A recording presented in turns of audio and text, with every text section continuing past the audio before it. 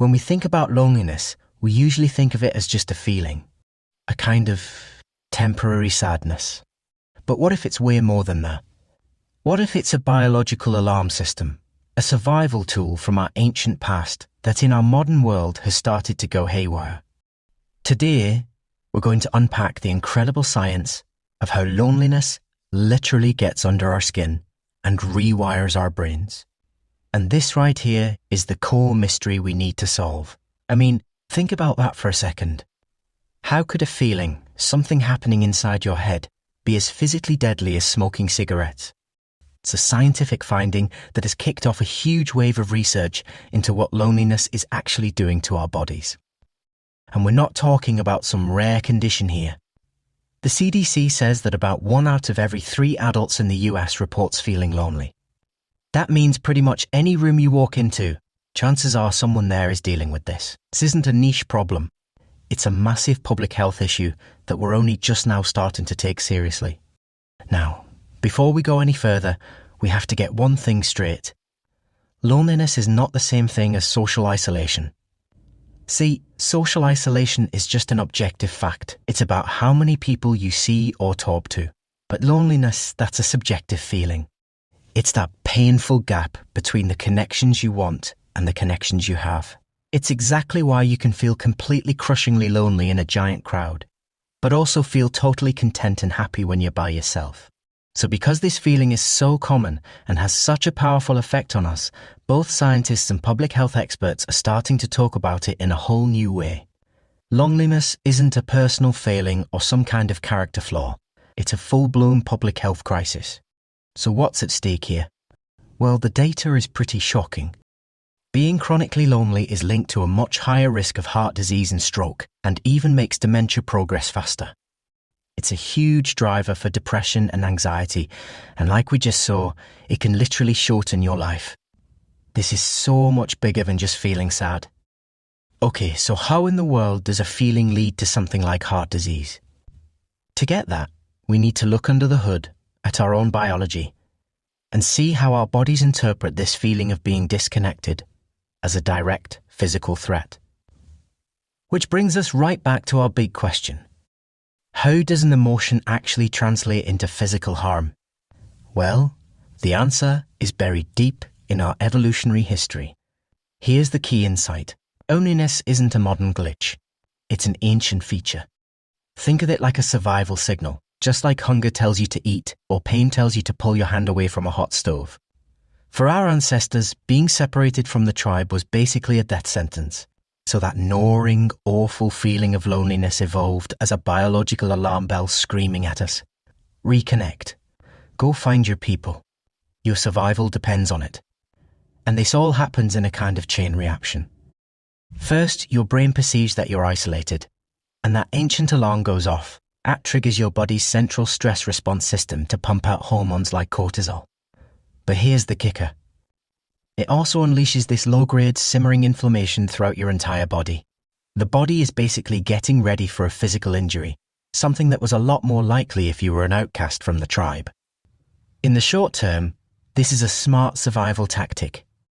But when loneliness becomes chronic, that alarm gets stuck in the on position, leaving our bodies in a constant state of inflammation. Now, this constant state of high alert doesn't just mess with our body, it physically changes the structure and function of our brain. Let's start with the prefrontal cortex. You can think of this as the brain's CEO.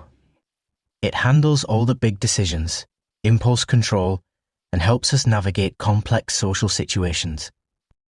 Studies show that chronic loneliness is linked to reduced volume in this area, which could make it even harder to manage our social lives effectively.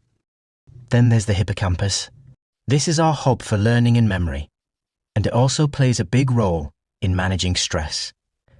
And again, research connects loneliness with a smaller hippocampus.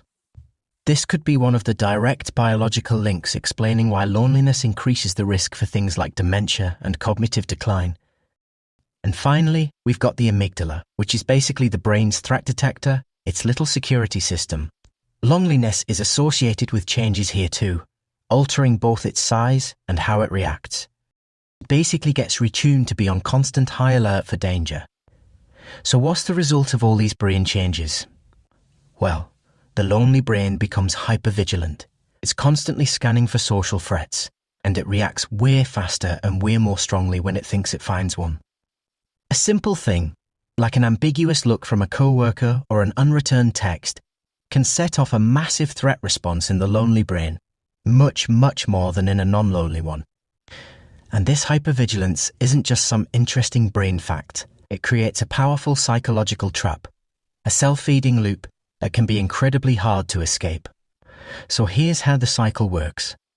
Your brain is already primed to see danger, so you start interpreting neutral things as negative. That person who walked by without smiling, your brain decides they actively dislike you, not that they were just distracted. To protect yourself from that perceived rejection, what do? You pull back, you withdraw, and that withdrawal just reinforces the feeling of being isolated, which proves to your brain that it was right all along. The social world is a dangerous place. It's a really cruel feedback loop. And this quote from a woman named Donna really gets to the heart of it. When your own brain is telling you that people won't understand you and that social interactions are risky, the very act of reaching out to find someone who gets it can feel almost impossible, which just makes the loneliness even worse. Okay, so that all sounds pretty tough.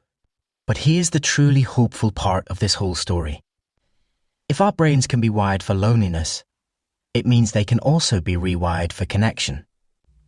This is all about neuroplasticity, the amazing ability of our brains to change and adapt. And while a lot of the initial research has been done in animals, the results are really encouraging.